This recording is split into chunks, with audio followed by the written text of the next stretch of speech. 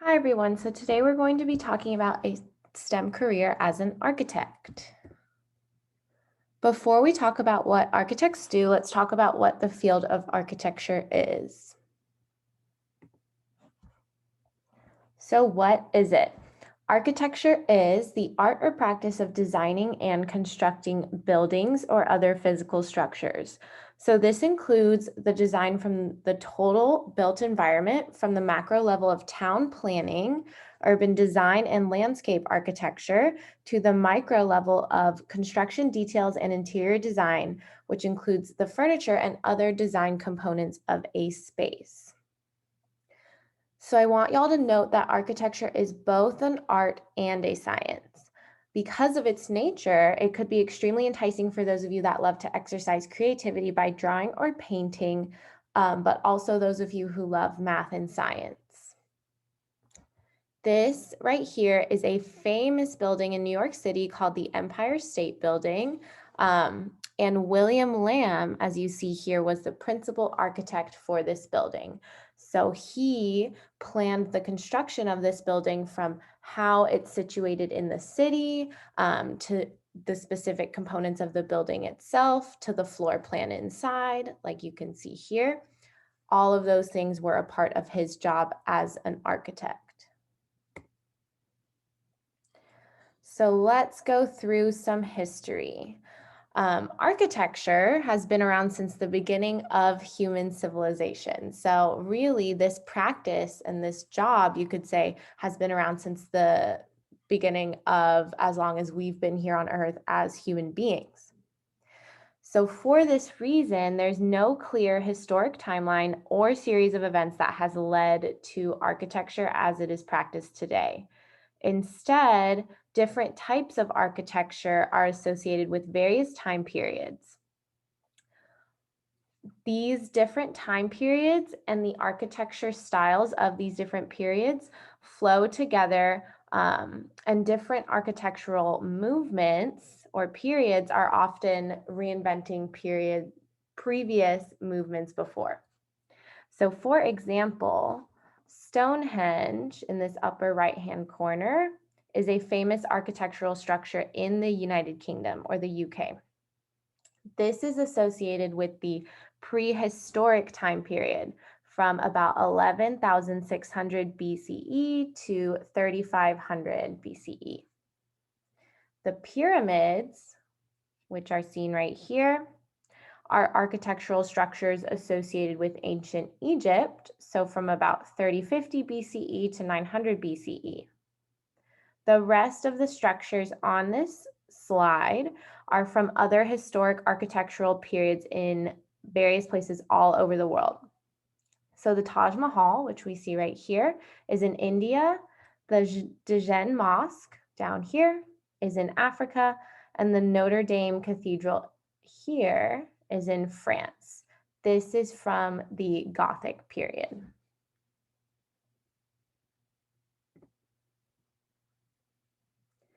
All right, so now we know what architecture is, and we know that architects practice architecture. So let's talk exactly about what architects do.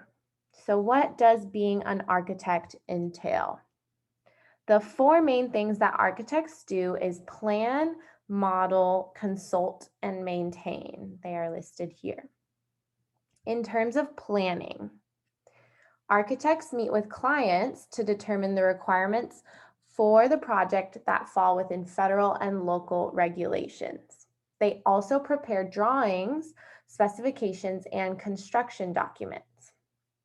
So just to be clear, a project, so the project that's listed here is just whatever the architect wants to build, or whatever the client, so the people that the architects kind of work for, basically the clients hire the architects to do the jobs for them. The project is what the clients want the architects to build. In terms of modeling, architects use computer programs to create designs. These are often synonymous or kind of the same as blueprints, except in today's day and age, architects are able to create blueprints on computers. And these are called models because these blueprints are often to scale. So they are not the same size as the actual building. They're a smaller model of the building or whatever is going to be built. In terms of consulting, architects consult clients, contractors, and engineers to ensure that structural elements, so things like heating and ventilation, are incorporated safely into their design structures. Contractors, if you don't know what those are the people that manage the construction of the building. In terms of maintenance, architects make alterations to existing structures as needed, and they organize and manage permit documents for the different things that they are building. At the bottom here is an image of a blueprint that is very large scale. You can see it kind of looks like a house, but the blueprint kind of details all the different parts on the inside of the house that the architect is responsible for setting up, that the architect is responsible for making sure are structurally sound, things like that.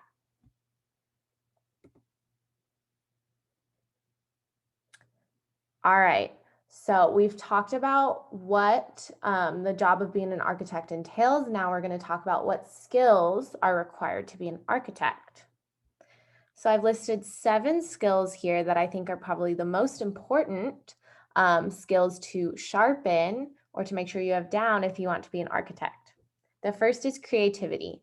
So you must be able to create designs for buildings and other structures. Second is visualization. You need to be able to see in your mind's eye what those structures will look like once they are complete. The third is verbal communication. So this is a skill that will allow you to describe your ideas to your clients and colleagues in a way that is clear and digestible for them. Number 4 is problem solving. So problems will inevitably arise during most building projects. You must be able to quickly identify and solve them to keep the project moving forward. The 5th is teamwork. So you must work well with others and maintain a positive attitude, especially when consulting with clients, contractors, and engineers. Number 6 is organization. You must be able to manage multiple projects simultaneously. Number 7 is flexibility. You must be able to perform duties at times outside of normal working hours as required by your projects. Down here, I have an image of Zaha Hadid. She is a famous female architect, and we are about to discuss her on a following slide.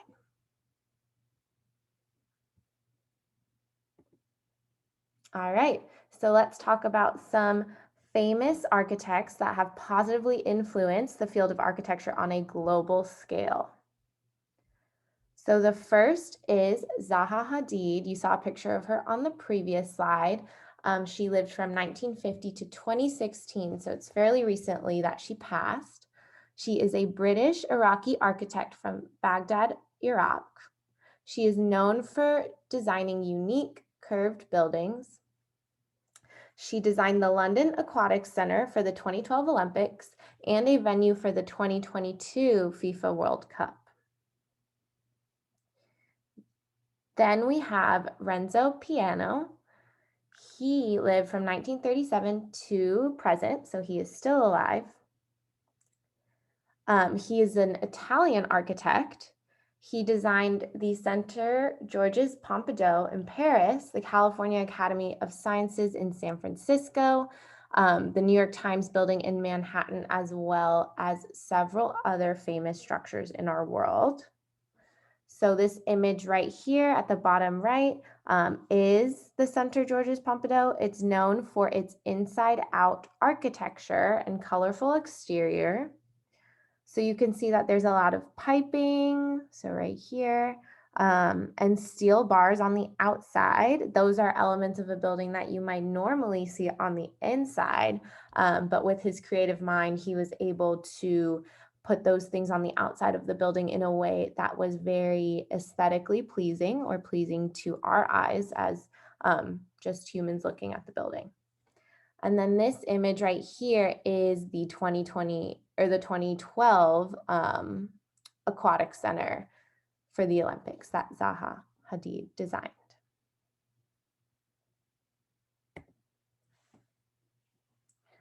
All right, so you're thinking you want to become an architect. So you're wondering, what should I do in college or now to become an architect? So, as stated before, architecture is both an art and a science. Thus, architects should have a background in design, so studio art or drawing in particular. It's good to start practicing that skill now while you are in middle and high school to sharpen your artistic precision before you get to college. If you are certain that you want to pursue architecture while you are in college, you should complete the requirements for a bachelor's degree in architecture or architectural history in college. So some core courses in that major are going to include architectural design, environmental systems, building science and technology, and calculus. So there is definitely math involved in being an architecture. So you're probably going to want to sharpen up on those math skills as well. Most architecture-related jobs will require or prefer that you have a master's degree in architecture in addition to a bachelor's degree in architecture. So after you get your bachelor's and you graduate from college, you would need to apply and be accepted into a master's program in architecture as well. Some undergraduate institutions here in Texas that offer architecture majors, which are bachelor's degrees in architecture, are UT Austin, Texas A&M University, and the University of Houston, amongst several others. This is a video here at the bottom that Texas A&M University made to showcase what the day in the life of an architecture major is like at that school. So the student in this video also talks about why he loves architecture and what made him choose this path. So we're going to go ahead and watch it right now.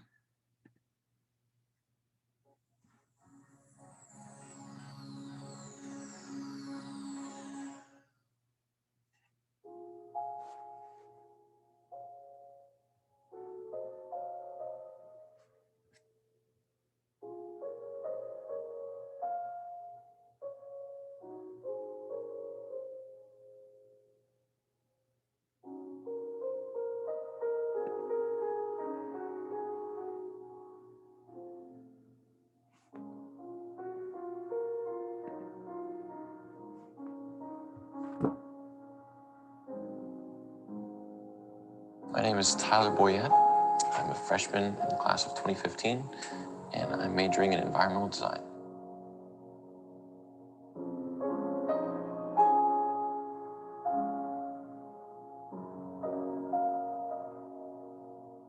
I decided to pursue architecture and environmental design because I've loved to create and build things for the longest time. I remember I played with Legos when I was a kid. I think just about every architect major has at some point.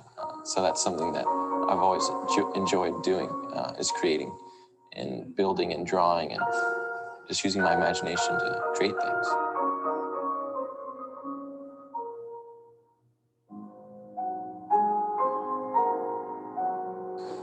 When we begin a project, there are a few different considerations that we have to take into starting. And one of the main kind of tenets of what they teach us to go by is, I'm sure you might have heard it before, but form follows function. And what that essentially means is the building or the space that you're designing has to be able to perform a function better than what it's supposed to look like. And in a sense, it's supposed to do its job. Like a kitchen is supposed to first and foremost be a kitchen before it can look cool. And that's something that people like me who enjoy designing and creating have to get around. And we have to really think about how the space is going to work before we can make it look cool. But when we do that, when we get the function down right, sometimes that gives us a really cool opportunity to make the form interesting and unique. And it's pretty cool what results from that. But ultimately, our creativity is structured around how we want the building to work.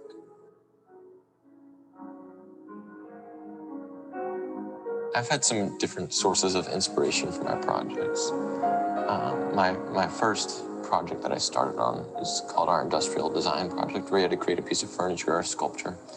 And I was real interested in trying to emulate nature and what I saw from nature and how it kind of worked, and which I know is an impossibly hard task, but I thought it'd be cool if I could kind of incorporate some very natural structures and shapes and forms into that design. I haven't been too successful, but it's still fun just looking at nature and what's been created and how exceedingly intricate and complicated it is.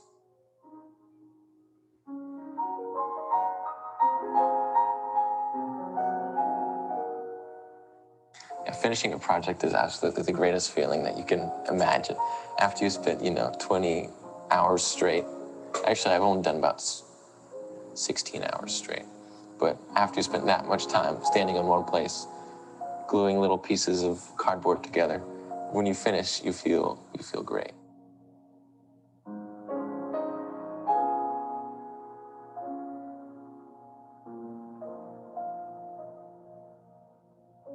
Architecture is an art form. It's also very much a science as well. Like I said, form follows function, but making form and function connect and intermingle and work and create both an interesting room and an interesting looking room. That in itself is a very difficult process, and you might not realize it, but there's a lot going into just a simple room of the house. Um, and it doesn't take a lot to make a room look cool, but it does take a lot to make a room work well and look cool. So in that sense, architecture is very much an art form.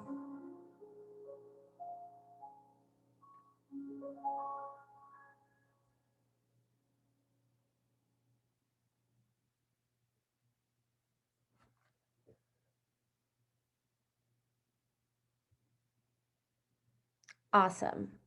So I hope you were able to take away something really interesting from that. I think the line about form follows function is very characteristic of what being an architect is all about.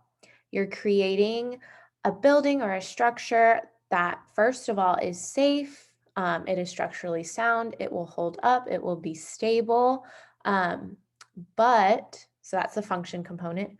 But you also get to be creative and figure out ways to make that structure or that building or that space look really cool and be really fun to be in. So that's kind of what architecture is all about.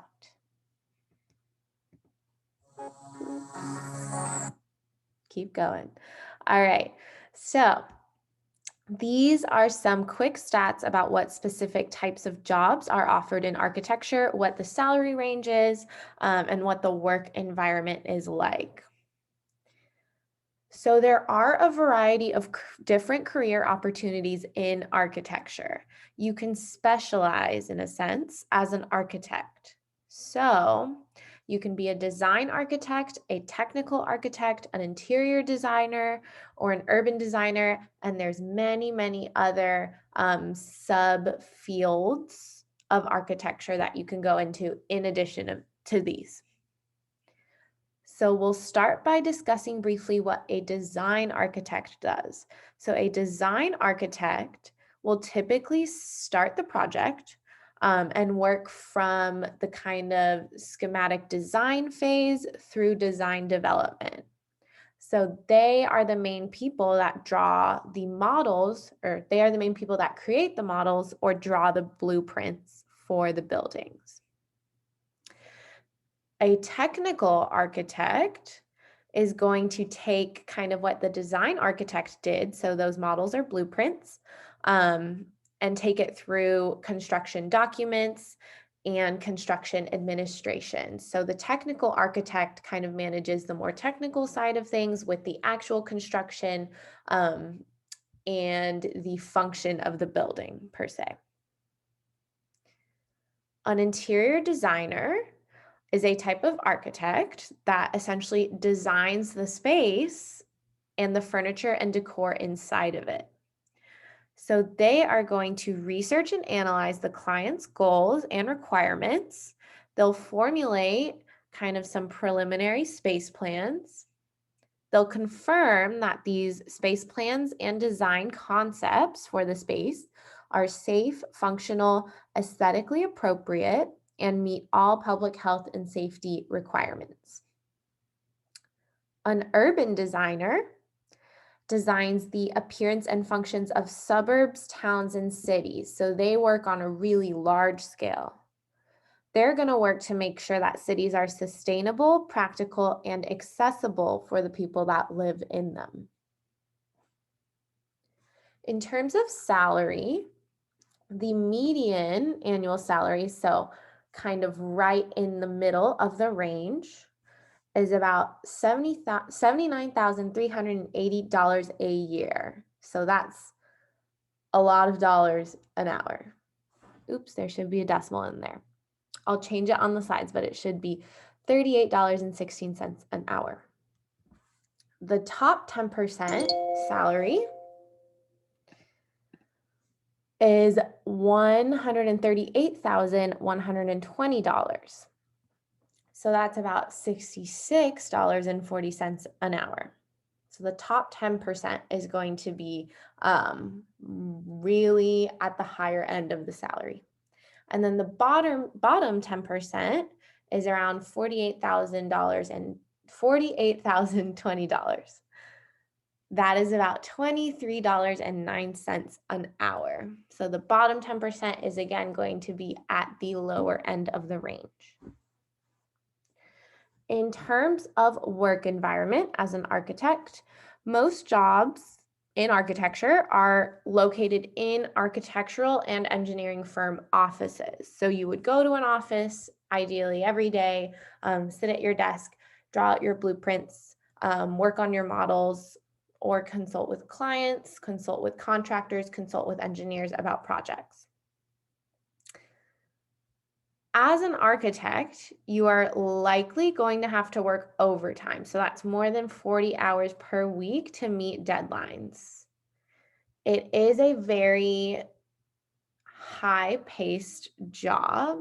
There's a lot of things that need to be done, a lot of deadlines that need to be met. So flexibility is really important in that way so that you can work those extra hours. And about approximately 20% of architects work from home, where hours may be a little more flexible. So maybe they own their own firm or they co-own a firm. Then obviously you can decide what your hours might look like. All right, so we've covered kind of what it's like to be an architect, what skills you need to be an architect, what you need to study in college to be an architect. Now you all will do an activity to practice some of the skills involved in being an architect, specifically skills like teamwork and problem solving. So for this activity, you're going to attempt to build a skyscraper. All right. So to build a skyscraper, you will need the following materials: 20 sticks of spaghetti, 1 yard of tape, 1 yard of any type of string, and then 1 large marshmallow. The objective of this activity is, in groups of 3, you are going to build the tallest freestanding structure that you can in under 18 minutes using no more than the materials listed above. Your structure must be stable enough to hold a large marshmallow on top, and the marshmallow cannot be deformed to hold it in place. The structure has to stand firmly on its own, so it cannot be propped up, held, or suspended from the ceiling. After those 18 minutes are up, your teacher will place the large marshmallow on top of every structure to see how the structures hold up in comparison to one another. The group that has the tallest structure that can hold the large marshmallow is going to win. A few helpful hints. So I'd suggest, like any true architect, that you sketch your skyscraper before you build it. So come up with maybe some sort of a model, some sort of a blueprint. That way you have an idea of what materials you need. If you have enough materials, remember you only get those materials at the top there to do what you need to do to win this competition. My second helpful hint to you is to break the spaghetti and cut up the tape and string to create new structures. So you can kind of manipulate the materials or cut them up, break them in any way that you want to,